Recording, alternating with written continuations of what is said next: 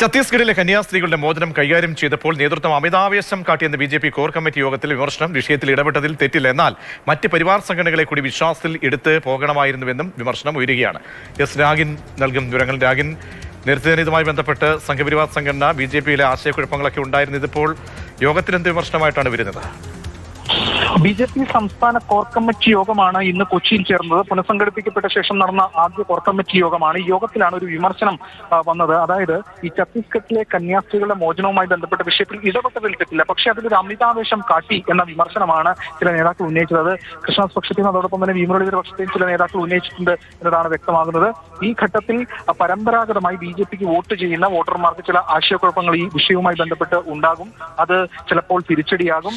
മാത്രമല്ല ഇതുമായി ബന്ധപ്പെട്ടുകൊണ്ട് ഇത്തരത്തിൽ ഈ മറ്റ് പരിവാർ സംഘടനകളെ കൂടി വിശ്വാസത്തിലെടുത്ത് മുന്നോട്ട് പോകണമായിരുന്നു എന്ന കാര്യമാണ് പറഞ്ഞത്. നേതൃത്വം അതിന് മറുപടി നൽകി. ഇടപെട്ടത് നേട്ടമാണ്.